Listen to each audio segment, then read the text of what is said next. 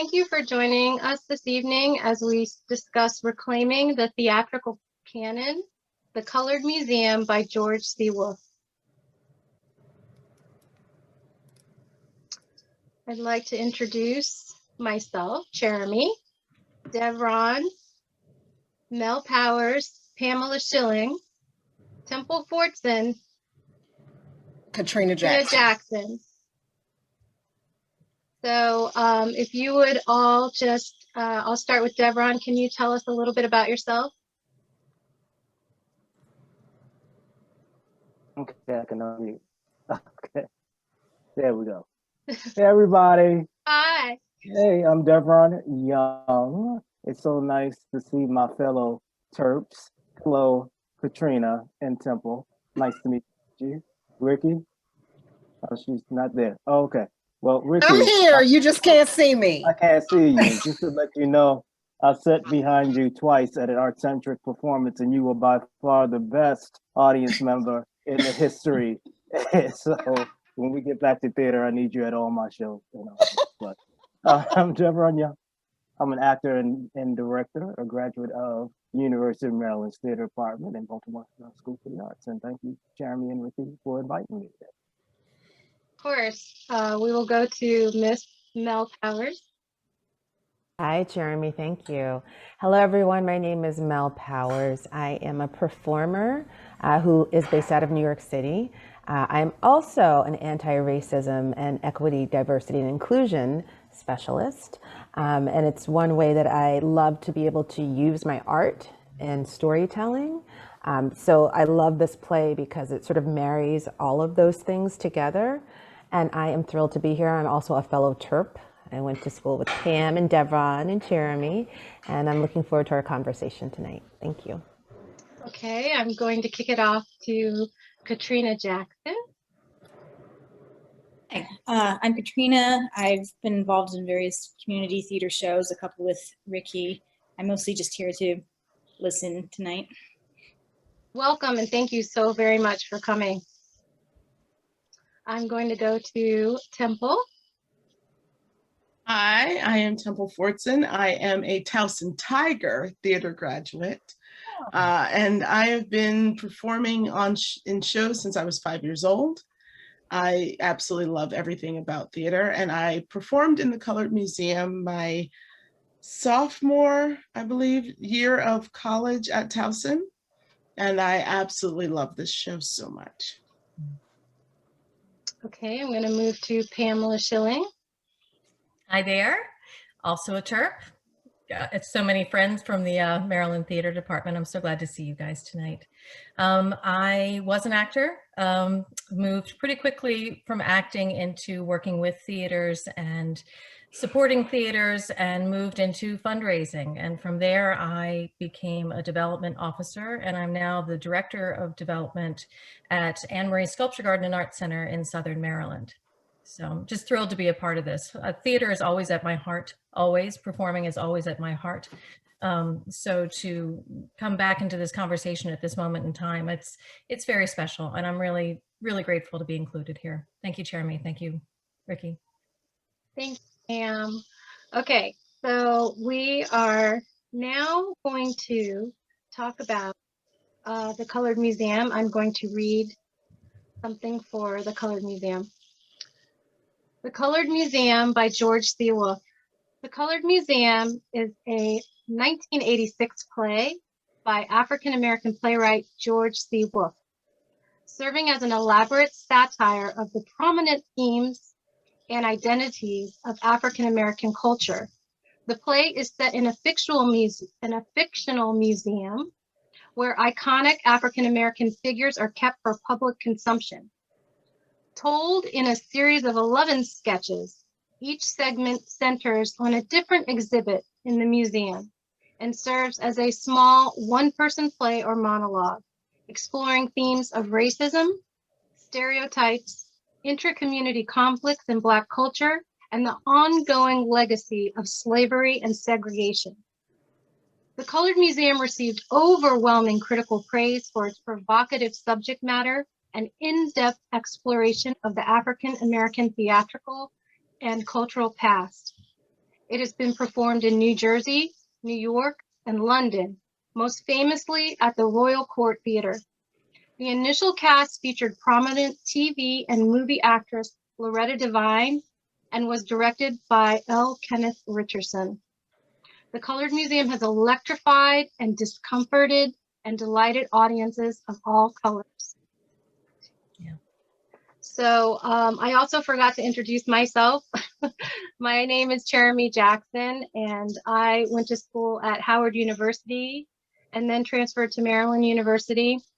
I was a musical theater major, and then I was a performance art major. And I have had experience since moving back to the Maryland area in community theater.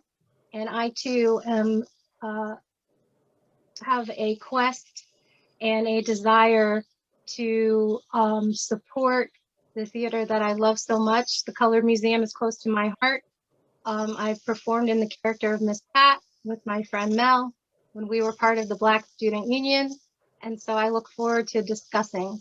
Right now, we're going to look at a few slides from the show. So the first slide we're looking at is was the character of Miss Pat, who was a flight attendant, who basically had you walking through the slave experience. So, and then we're going to move on. The next slide is the slide of Cooking with Aunt Ethel, where she talked about the Southern types of stereotypes of the Aunt Jemima and of that type of stereotype. Then we have the next, which is A Soldier's Secret, where many African Americans served in the War of Vietnam, and they came home and they had problems with having fought for their country and then come home and they were discriminated against. The next slide is the Gospel According to Raj, which is a very important piece about what gay life was in the club era, and also the perspective of being a transvestite. Then we have the hairpiece, which if you look to the right of your screen, that's Loretta Devine. And this is a piece that talked about the different hair conflicts that happen inside of the African American community. And then we have the party, which is kind of a, it's kind of in the end of the scene, in the end of the play, it's like a wrap-up monologue that takes us through different places in history that we remember having passed through. Like the next picture that we have, which is pictures like this, scenes that are put to the audience to move them and make them uncomfortable, so that when they leave the theater, they understand a small piece of the point that George C. Wolfe was trying to make. And this was not the entire play that we showed some of the slides, but this is a small example, because as we said in the beginning, it was set up like a museum exhibit, and where some of the exhibit talk to you. So now I would like to discuss some parts of the Colored Museum. And my first question would be what the Colored Museum means to you as a director and a performer. And I'm going to have Devron answer that.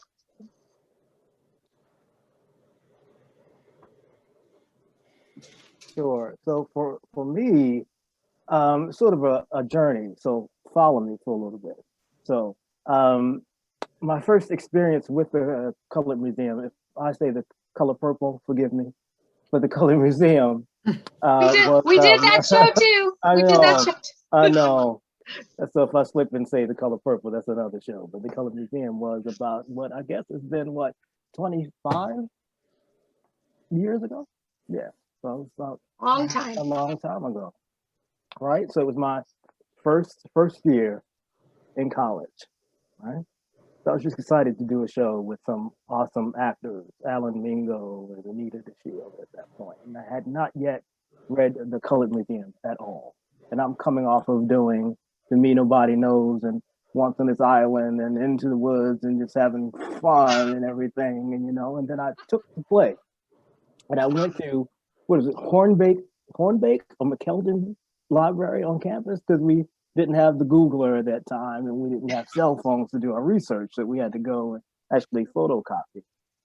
And I knew I would have to do The Soldier at that point, right? And I had no idea what shell shock was, what war was. So I had to research Vietnam and Black people during the war and what they had to come home to, what they thought they would have, but they didn't have at the end of the day. So that was this show for me as an actor and as a guy was my first sort of wokeness, if that makes any sense to you. Yeah. And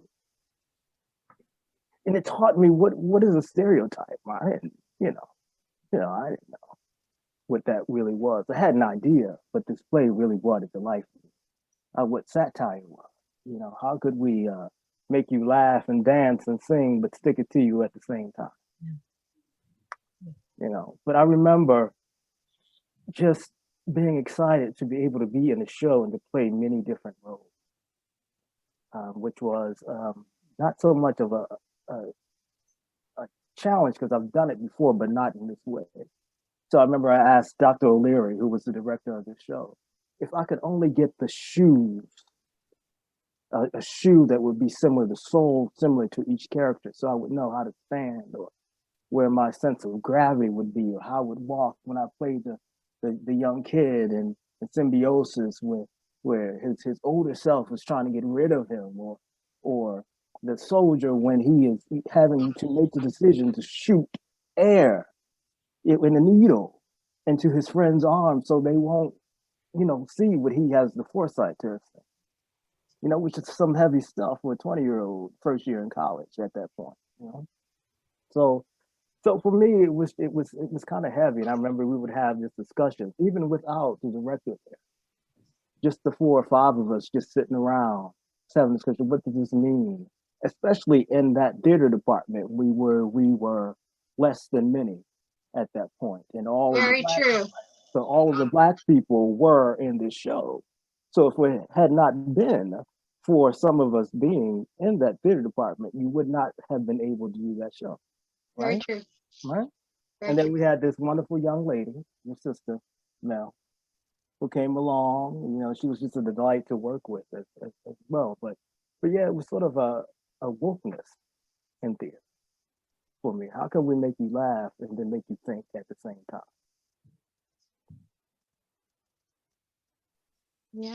Yeah. Well, let me ask you, Michelle and Pamela, and we'll have you speak first, Pamela. What impact did the Color Museum have on you? Do you remember getting a chance to see the show? Did you work on the show at all? I didn't work on the show. I did see the show, which is why when you asked me, it just kind of blew me away to remember, especially all of these faces that I'm seeing now, and the power, just the power in the message, and there isn't just one message. There's a whole series of them, but they all tie together. Devron, you harken back to the department and how many people were not recognized in the way that they should have been recognized and could have been recognized. So to have the opportunity to have you on stage and to get that moment where you can really showcase that sculpture and when you can really showcase the different characters, it was magnificent. I mean, it was magnificent. And to your point, Dev, that what blows me away about the show and what I'm so excited about having the opportunity and the reason to go back and watch it again for this conversation is that sense, it's that feeling that you think you know what direction you're going in, but you don't. And that, as you were saying, that satire kind of comes out and grabs you. But the interesting thing for me is that as I watch it, it's almost as if I have two realities going on at the same time, and they're challenging each other constantly. It's like I'm so involved in the joy and the humor and some of those moments that are just take you away. But just like that, it pops back and smacks you in the face. The undercurrent of everything that was going on in the conversation. So it was wonderful to go back to that, to seeing you all on that. It was wonderful to watch this production that we were offered. And then I'm very excited to read it. I grabbed a copy of the script so I could read it, and truly what Wolf did is just masterful. There's no two ways about it. It's masterful. I would love to see it updated. I would love to see this generation have the opportunity to take those stories. And I know that Arena Stage has recently done it. I know they did it in the original format, but how interesting would it be to take those stories and bring them into the current time so that people can react in the same sense and same power that we had 25 years ago when we first experienced the show. So I'm very hopeful. I mean, I would love to see it in both formats, but I really think that this show is ripe to be rethought and redone and brought forward, because I think it could have a lot of power. That's why we're talking about it today. That's the exact reason why we're talking about it, to see that's definitely going to be a part of this conversation. Does it need to be updated?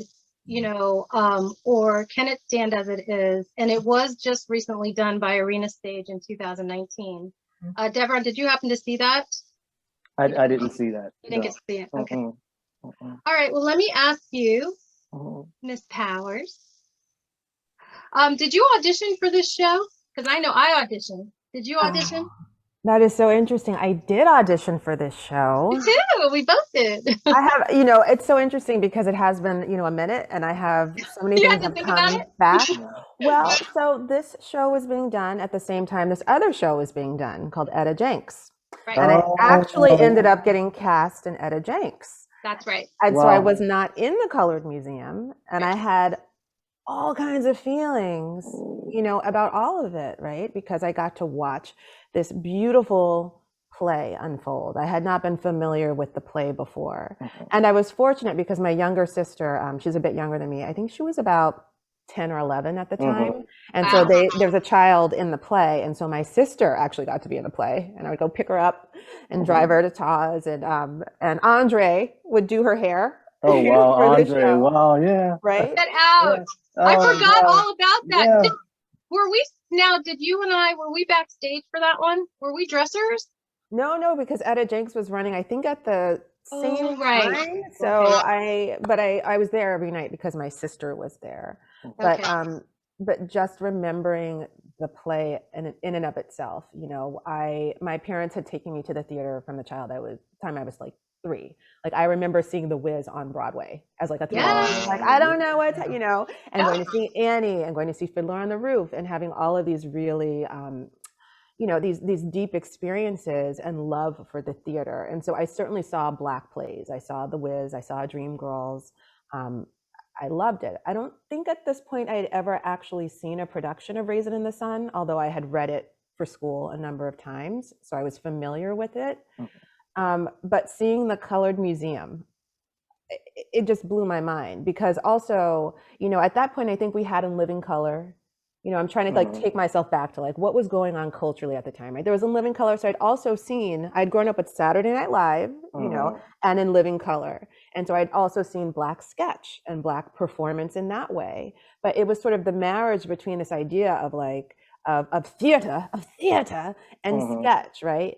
We jokingly call it Black foolishness in my house. Like, there's Black foolishness because sometimes you just need Black foolishness, right? Like, it doesn't all have to always be so heavy, but it was both Black foolishness and it was incredibly deep and satiric and all of these things. And it was the first time I had ever seen anything like that. And it just blew my mind, because it was theater that was educational, but it wasn't educational theater, right? Like, it was really something extraordinary. at the time, and it really made an impression on me, and I was just so proud of everyone up on that stage. I mean, everyone was so fantastic, and we did have in our department, because there were not enough Black instructors, although I think there may have been one or two. Right. Okay, Yeah. I see that face. Right. No. We didn't Okay. have any. Well, No. didn't We we didn't have any.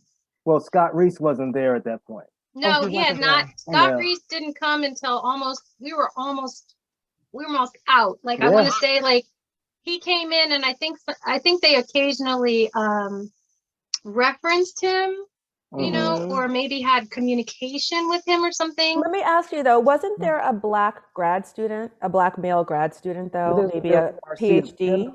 Marcia, you remember? Oh, Marcia? you know, I know who you're talking about. Yeah. He was a You know what, man. Tom? Was it Hindi?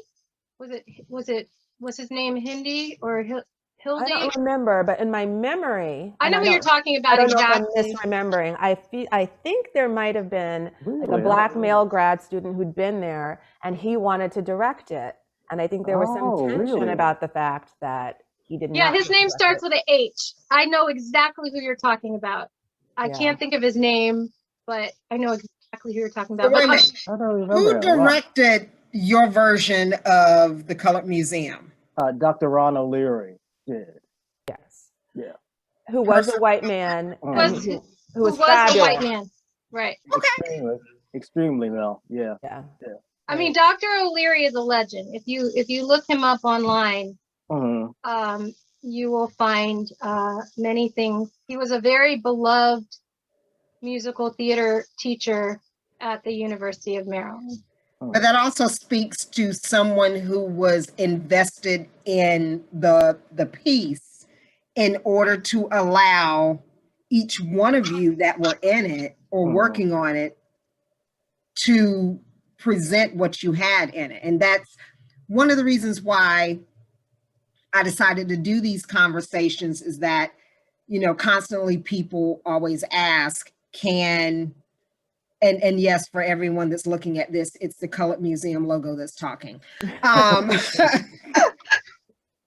I know, everyone's like, who's talking? But no, I'm always asked a lot of times, like, well, does it have to be a person of color since it's a piece about African-American history?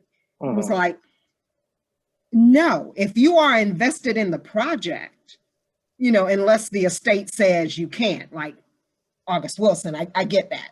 But for this, if you are invested in the project and you allow the history of the people that you are casting to be represented on the stage, then yes, you can, but also don't direct it and then think that because you're directing a play with people of color that they're going to do all your work. You need to do the work beforehand.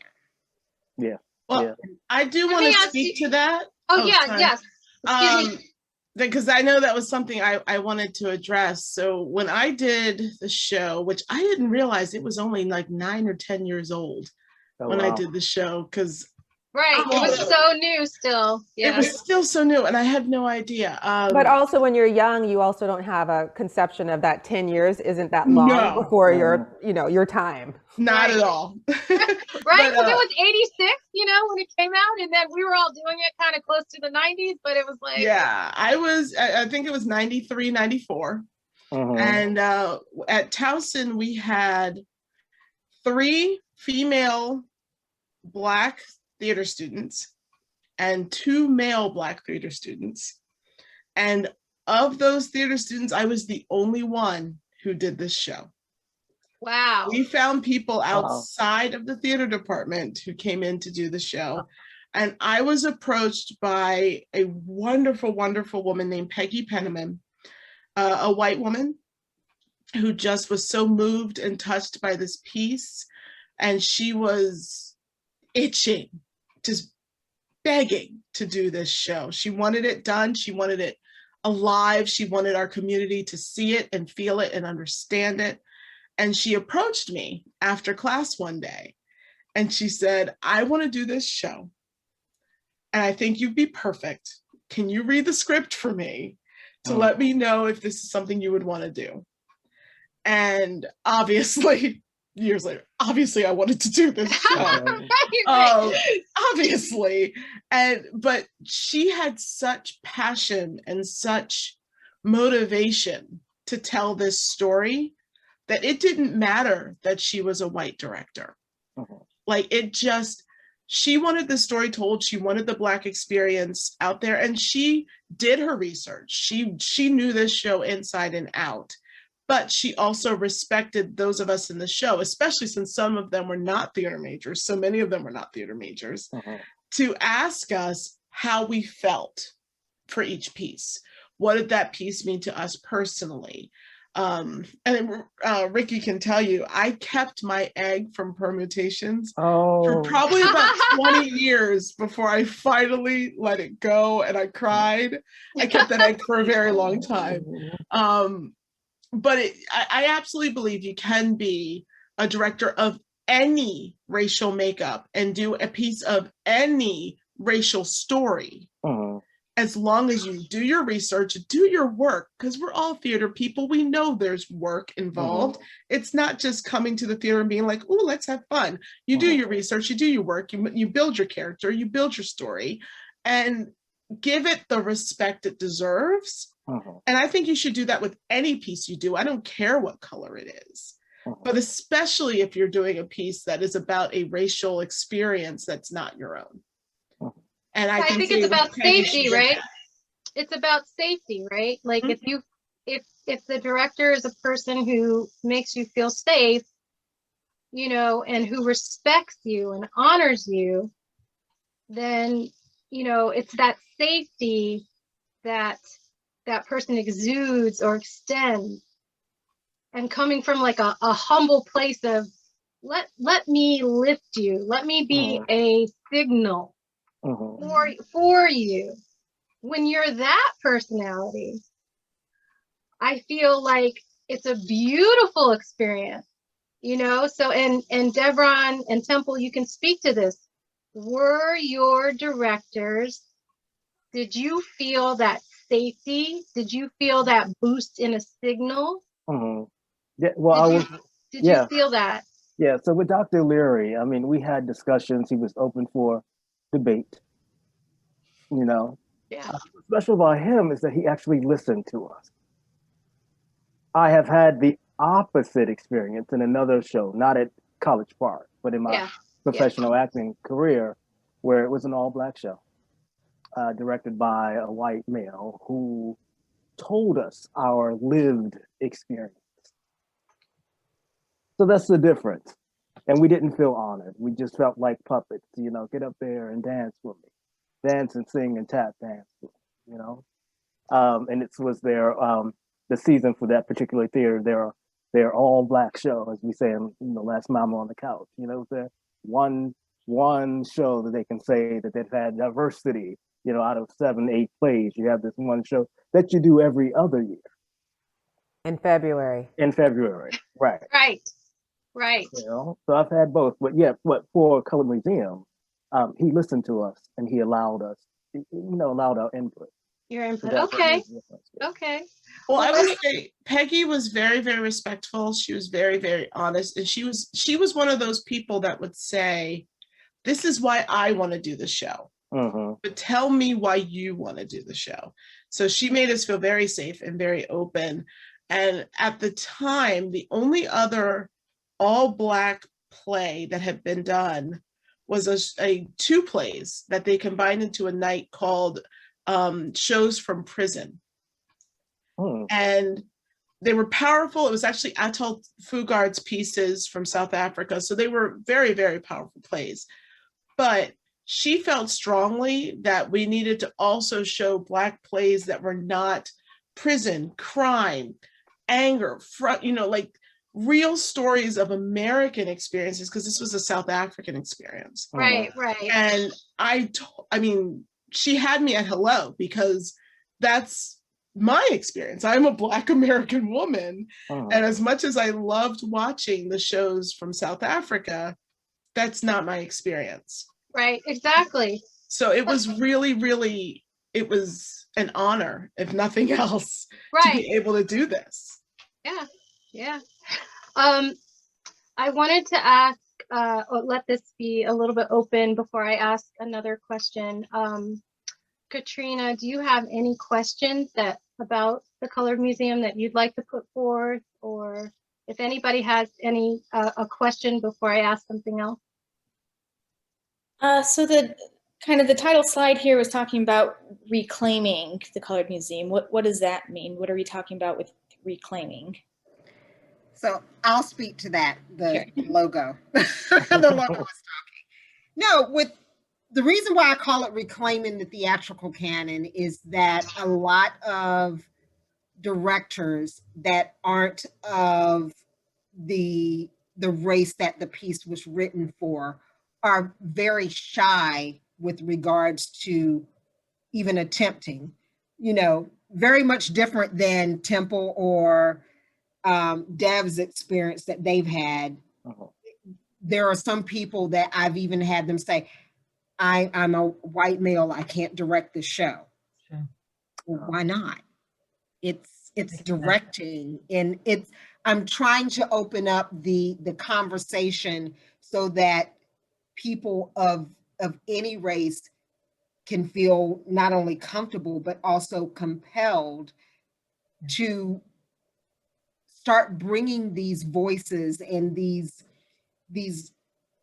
different aspects of these different shows. So I kind of put out a call to people that I had worked with to say, what piece do you want to talk about? And this was Cherami's piece that she wanted to talk about, but there are others. We have Into the Woods. So it's not just about the Black experience. It's just about theater in general and just how anyone can direct it if you do the work, and just reclaiming the fact that it's kind of out there. And also I didn't go to school for theater, but I have heard that a lot of theater programs don't even really teach the Black theater diaspora that's out there as far as the work. The Colored Museum is not one of those things you're going to see on the syllabus when you go to college.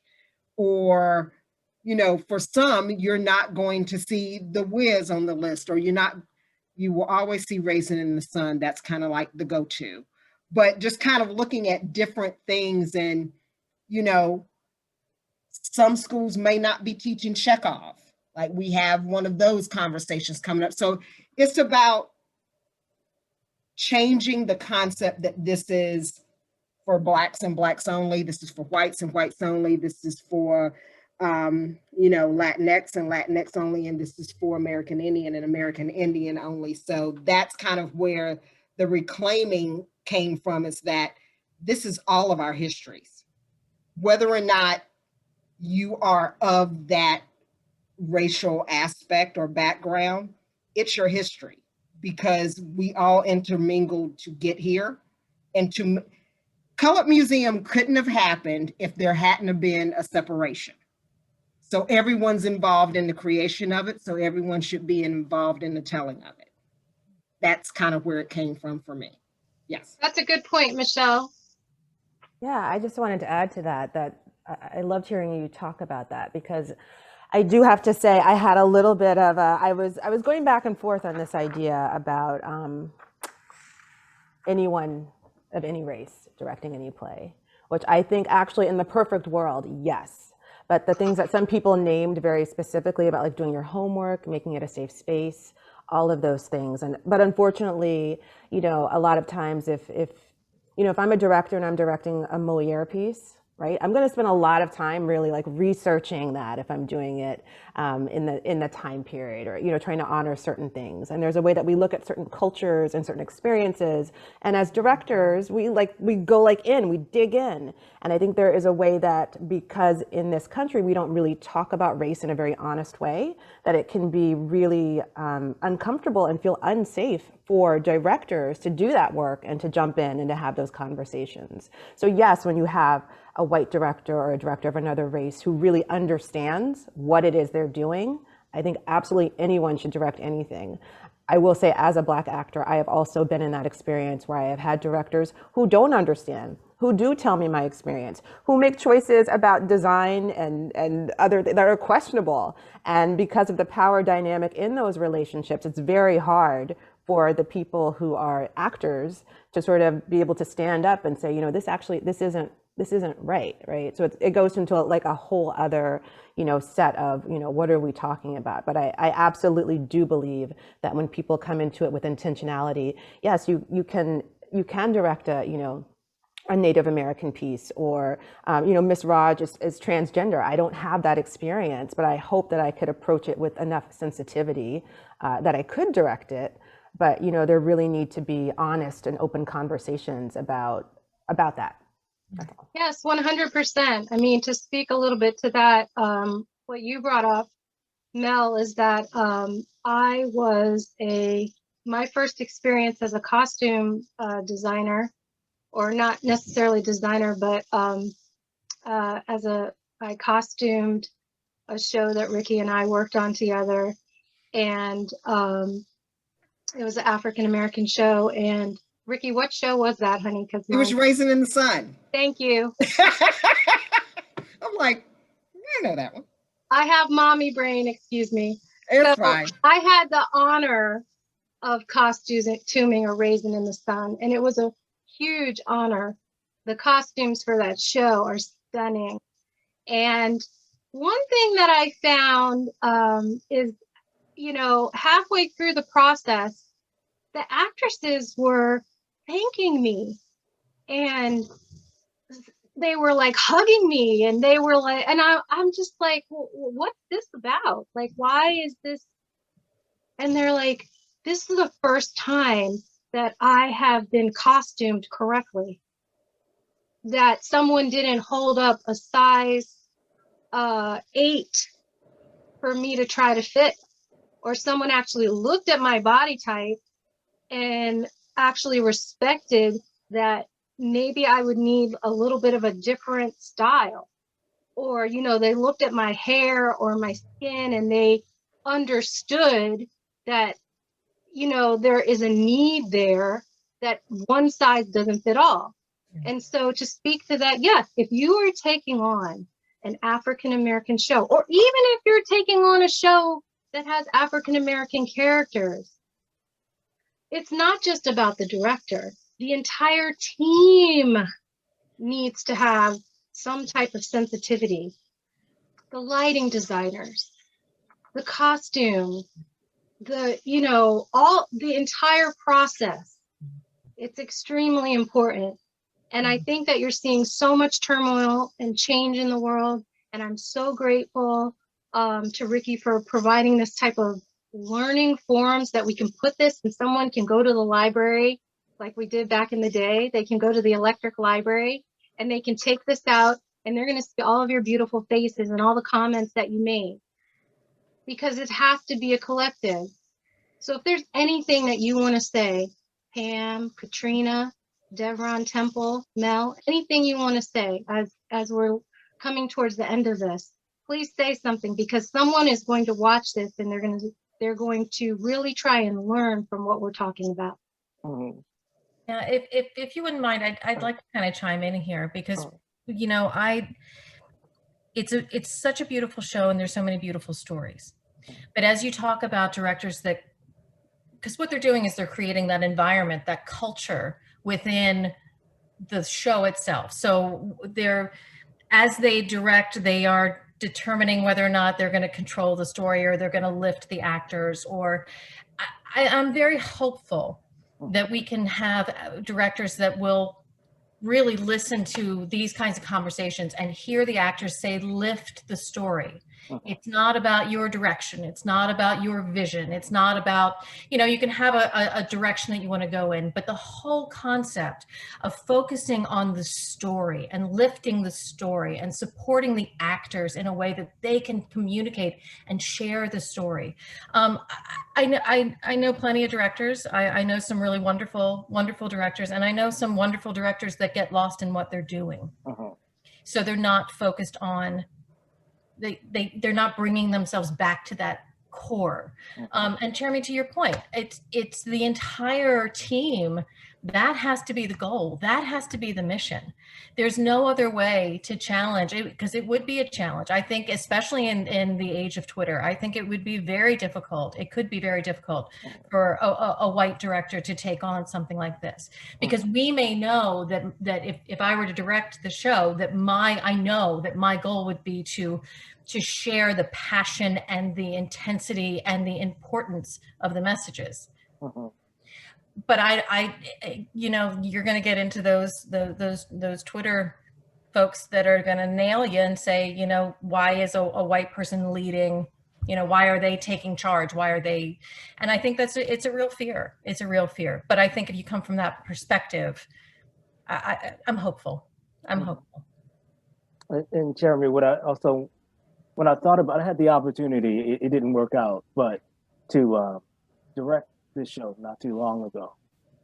And I started my planning and my research, and I thought, oh, wow, wouldn't it be great to update the show, because we have so much now. We have, you know, Ferguson, Tamir Rice, and insurrection without any consequences. Yeah. And, you know, Black men and women being killed. We have so much to put into an updated version, if you could, you know, legally get away with an updated version of the show.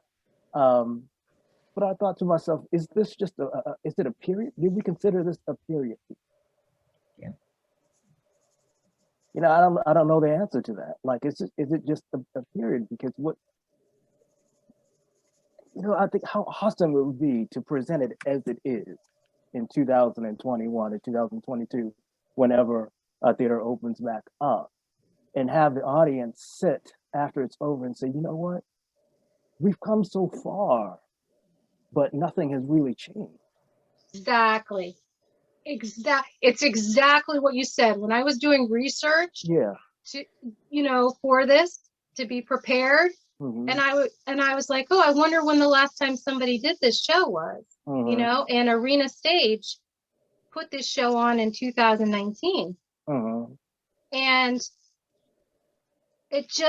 it makes me angry, and it makes me frustrated, because not much has changed. I don't think the show, one of the things, you know, in the reviews I was reading, is that, okay, maybe there's one or two monologues that might be a little dated.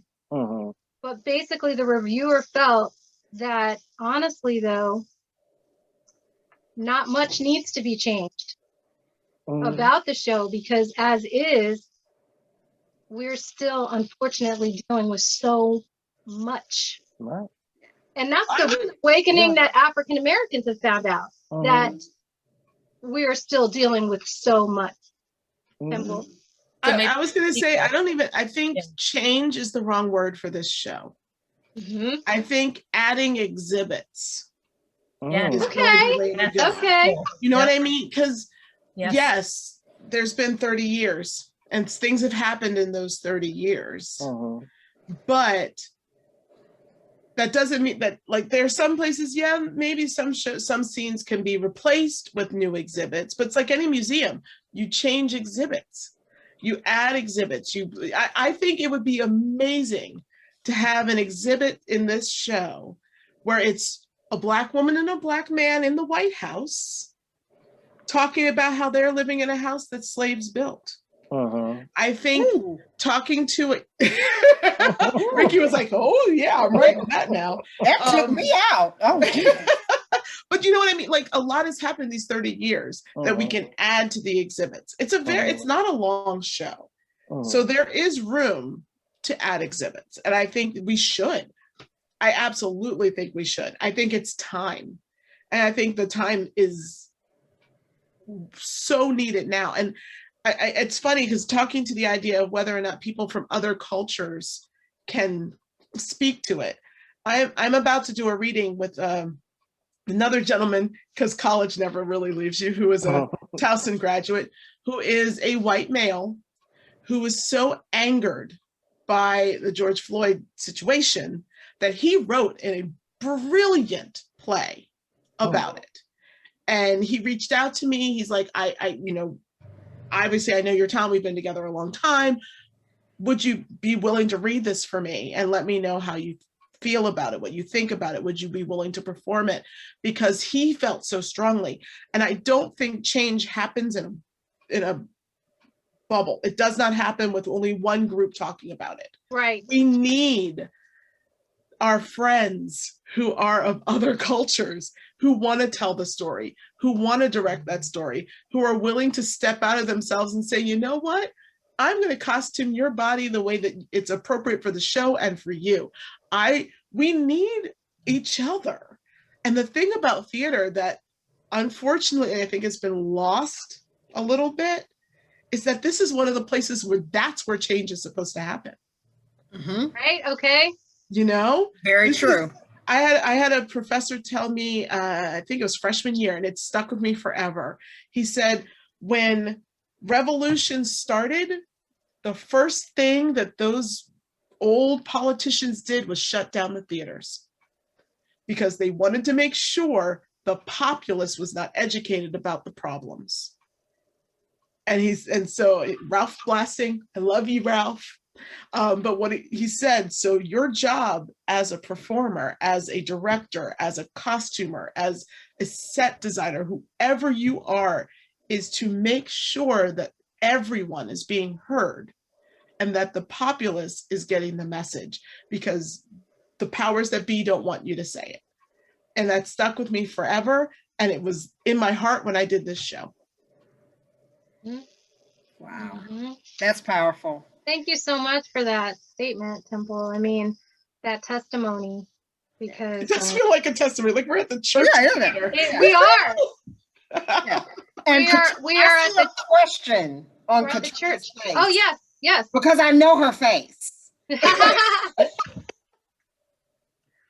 Do you have a question, Katrina? It looks like you have input. No. So, okay, I was wrong. She has her kitty, which is super cute and distracting. Yes. But I mean, Katrina and I have done quite a few shows together, and what I love about Katrina is just the attention to detail, to a lot of little things. And I agree with Pam that sometimes we get in things and we might lose that nuance of we're trying to tell and uplift this story. And it's not intentional. It's just we get into things and we're just like, okay, I got to get this choreographed. I got to get this directed. I got to get this costume. I got to get this and I got to get that. And then afterwards you go, oh, that turned out well. And it wasn't you.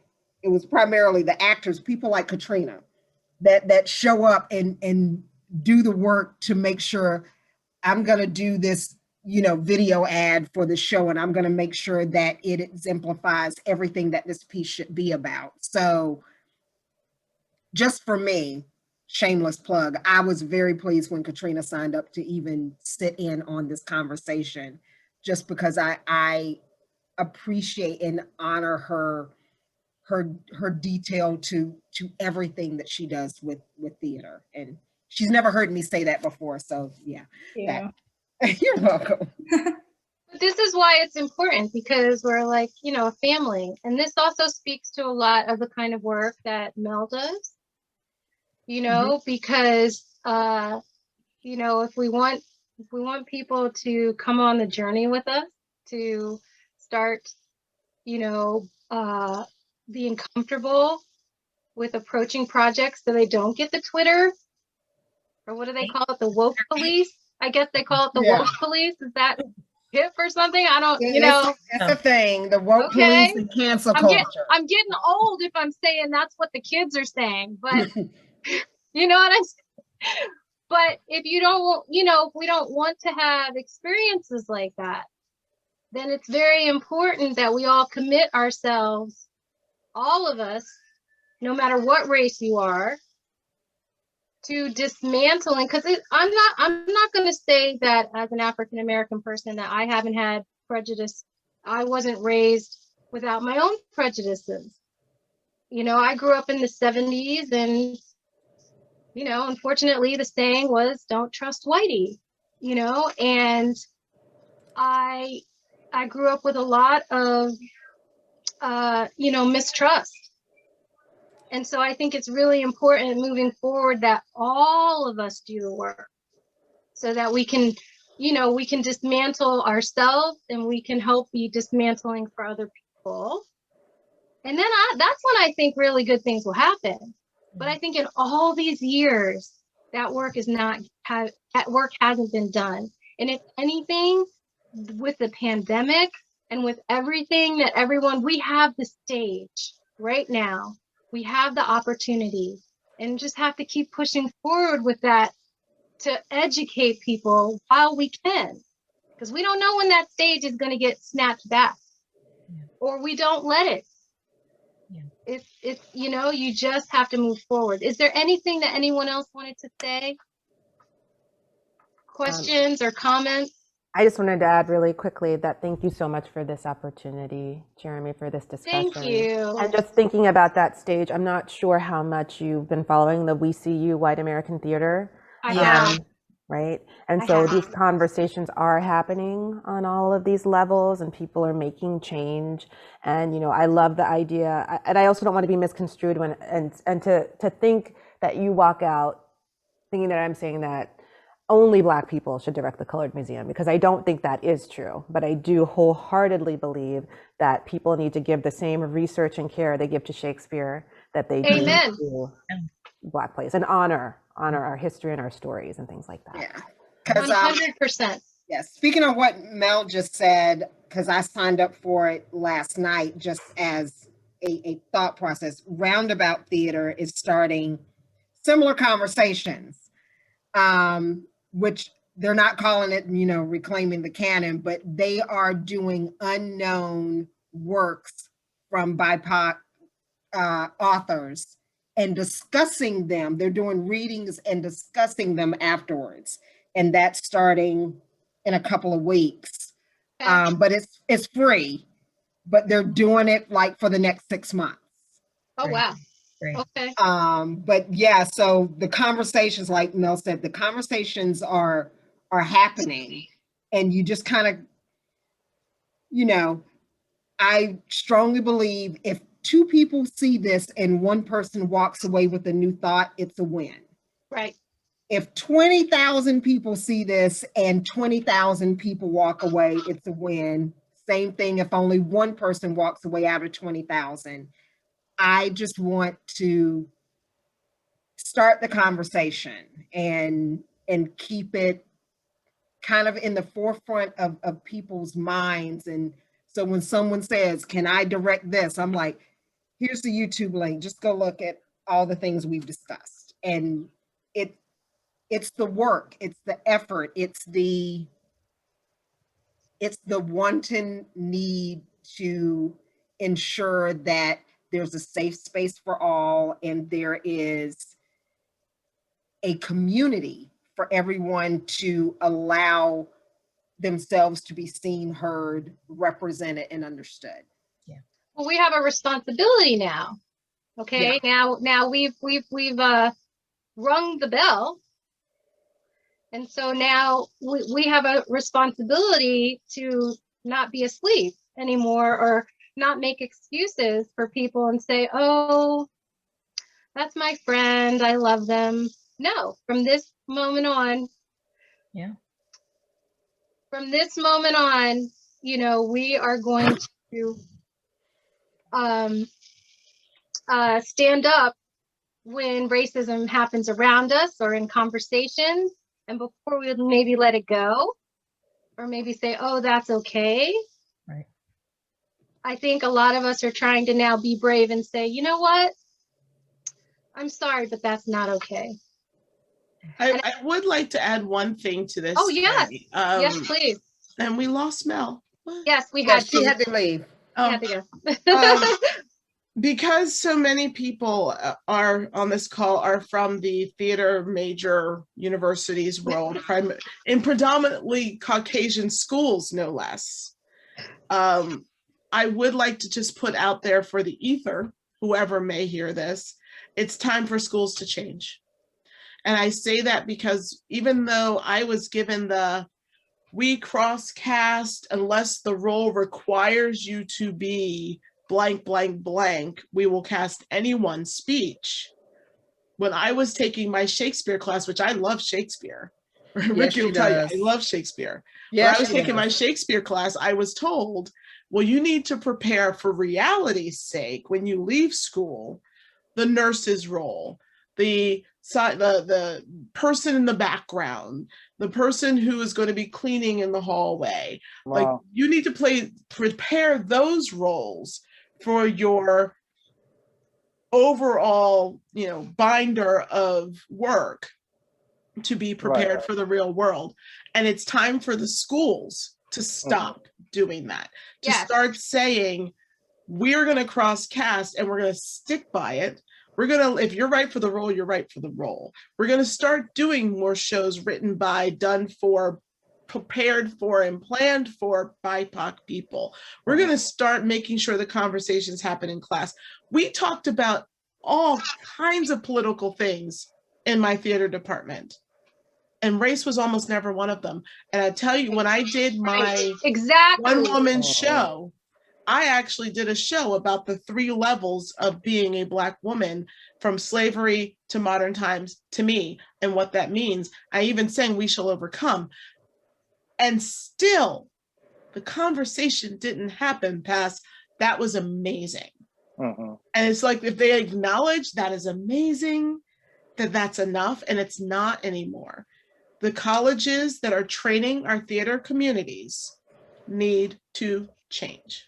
Yeah, 100% I agree with that, because I do know that part of the reason why Michelle and I became such close friends was because we were bonding, but because we were the 2 freshmen that had come in, and there weren't very many of us. And so, she said we went out for that show. I think we were one of, I think there was maybe 8 of us or something like that. And half of us got cast in the show. And then, the other stragglers, we didn't get picked up. We had to work on the show. So, but what Temple said is it's very important. And that's actually even a bigger, broader conversation that's happening right now. I don't know if you've noticed, but on Facebook and Twitter and Instagram, the bigger conversation is now a very big flashlight is being shined on theater departments and how they are handling a few things, how they're handling race, how they're handling class, how they're handling breaking people's spirits, and so it definitely, many things have to change. But today we're just focusing on our little corner of what we're trying to change, because our little corner is going to become a very big corner, and it only becomes a big corner when we reach out to other people. We have them join the conversation, which is what we did today. And we have a plan. It's time for more exhibits. That's right. Yeah. And do not think that I haven't been over here going, okay, I'm going to reach out to George. And I'm calling him George like we're friends. I'm going to reach out to him because he's so busy redoing. I'm like, I need you to give August Wilson a break, and I need you to go back to your own work. Okay. Can we get George to add? That would be incredible. Oh, we should do a writing It's block. not that he's not thinking about it, but I have time. I have nothing to do but to push it. And I love your shirt, hashtag Black dress. Yeah, I saw that. Black dress, right? Yes. Yeah. I do have to say that I would love to see just, actors come up, young actors come up with exhibits. I think, I mean, what a great community project. There you go, Ricky. Yeah. I was about to say, we do. Let's have a contest. We do public art projects down at I mean, I have exhibits literally at my art center. We have exhibits, and I just wonder how many of these folks you could offer, like put it out there to the community. We do a community art project every year. Put it out there to the community and make them watch the Colored Museum, and then see what they come up with for their exhibits. I mean, I think that would be a beautiful, beautiful project. Where are the wheels are turning in this conversation? We're all thinking, hey, this is what we're doing next. We're going to say, hey, there's a competition for. Ricky will be reaching out to Pam saying, okay, let's do it. I'm also thinking the Baltimore Playwrights Festival. That might be a nice challenge. I'm just auntie. Because they just reached out to me saying, hey, we need somebody to direct something. I'm like, it would be incredible, though. I do think it's time for new exhibits. I would love, love, love to see that. For the record, I'm still a performer. I'd love to do it. I've already said that. I would love to do it. I missed out on playing Miss Pat, you know, on the big stage, on the main stage at TAWS. I did get to do it for the Black Student Union, but I would love to like revisit, you know, now being older and wiser and having more experience to offer, because that part, it's really what Devron said. We were like 19, 18, 20, 21, the oldest, you know, not really knowing. And then you're getting up and you're saying all these lines and you're like, oh, this is so cool and this is deep. And now years later, it's like, oh man. Mm-hmm. Oh man. Just like you, I put in to direct this show twice within the past 5 years. Oh. And it was turned down both times. They were like, that's too much for our audience. I'm like, stop placating your audience with simple storylines. Start respecting your audiences. Yeah, I was like, do all your fluff and occasionally punch them in the throat. I know that sounds bad, but it's like occasionally you need to gut punch that this is actually happening. But yeah, I was very excited when this came up because I'm going, and when I finish putting this video together, I'm going to send this over to you guys and go, yeah. Now, I don't want to do it with you anymore, but just understand. Yeah. Yeah. But yeah, I thank you all for coming. And Jeremy, if you want to close out while I throw it. Yes. Oh, so there was I thought we had one more slide. You have this one that I'm about to share, which was that one, though I Thank you for joining us. I love this one. Yes, this has been when Ricky put out the call and asked, she said, you know, I'm thinking about doing this and I want to talk about, and I was like, I was like, I'll do it. I love this show. And let's be honest, I love theater. Yeah. Bottom line, I love theater. And I've been in a theater company where I've been the only one. And I've been in a theater company where I've been, you know, with people I consider family. And I really feel that I'm praying and hoping that the direction that we're moving in is that we're all family, that we all become family. Because isn't that what's beautiful about theater in the first place? Is that no matter what your color is, when you're standing next to that person who loves theater as much as you do, you finally feel normal. You feel accepted. You feel loved, because there's almost no one out there that loves you as hard as theater. Theater will love you very hard. And so, you know, it will love you hard. So I hope that we continue the process. I am so grateful to you, Pam and Devron and everyone on the panel. And I forgot Temple, and I forgot Katrina. Nelly. Katrina. Thank you so much for being here. You know, when I put out the call, my Terps came in for me. When I put out the call, you know, when Ricky put out the call, Temple Katrina came out. And that's how we continue the village and the dream. And I cannot tell you, I have tears in my eyes, how much this meant to me for you guys to take an hour out of your time, you know, to spend with us. A little more than an hour now, but thank you so much. Well, thank you, and good night to seeing you all. Pleasure. Thank you.